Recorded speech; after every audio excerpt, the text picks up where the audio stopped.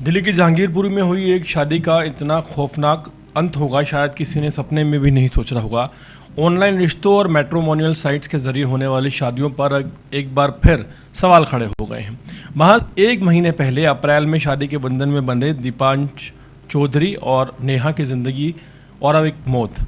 आरोप और पुलिस जांच ने इस पूरी गुत्थी को उलझा दिया है।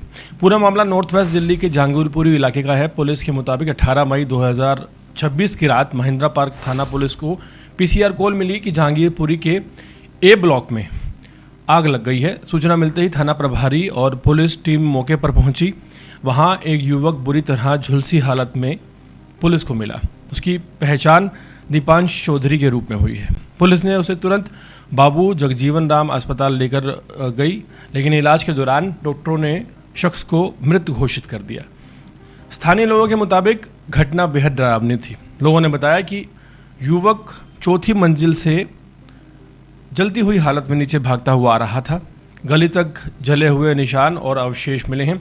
आसपास के लोगों ने अपनी जान जोखिम में डालकर आग को बुझाने की कोशिश की, लेकिन तब तक दीपांश गंभीर रूप से झुलस चुका था। मरने से पहले दीपांश ने पत्नी नेहा और अपनी सास पर गंभीर आरोप लगाए हैं। उसने दावा किया कि दोनों ने उसे आग के हवाले कर दिया।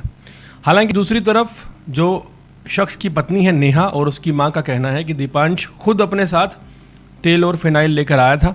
आरोप है कि जब घर का गेट नहीं खोला गया तो उसने पहले फिनाइल पी ली और फिर खुद को आग के हवाले कर दिया। पुलिस जांच में जो कहानी सामने आई है उसने पूरे मामले को और ज़्यादा उलझा दिया है। मिली जानकारी के मुताबिक नेहा जहांगीरपुरी की रहने वाली है और उसने MBA तक पढ़ाई की है।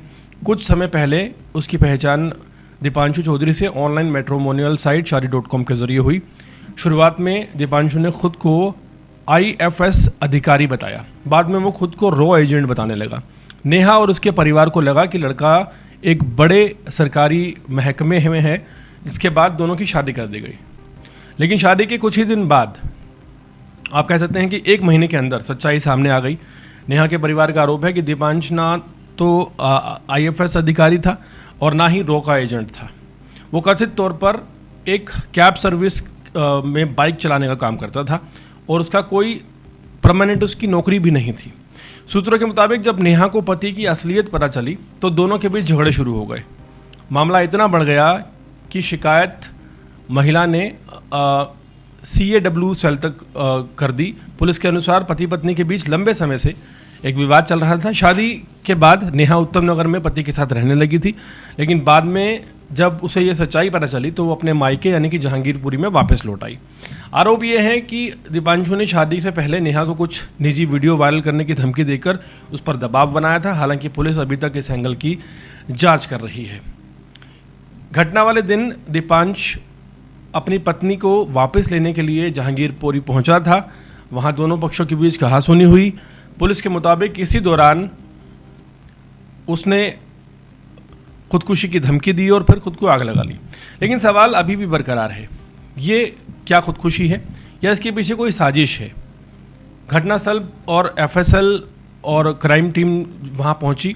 चौथी मंजिल से लेकर गली तक जो जले हुए अवशेष मिले हैं उन्हें एकत्रित किया गया है। पुलिस ने नेहा और उसकी मां को हिरासत में लेकर पूछताछ की है।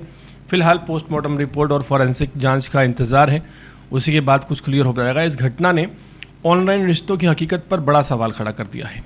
सोशल मीडिया और मैट्रिमोनियल साइट्स पर दिखाए जाने वाले चमत्कारिक विज्ञापन निजी ज़िंदगी में झूठ और धोखे का जाल साबित हो सकते हैं।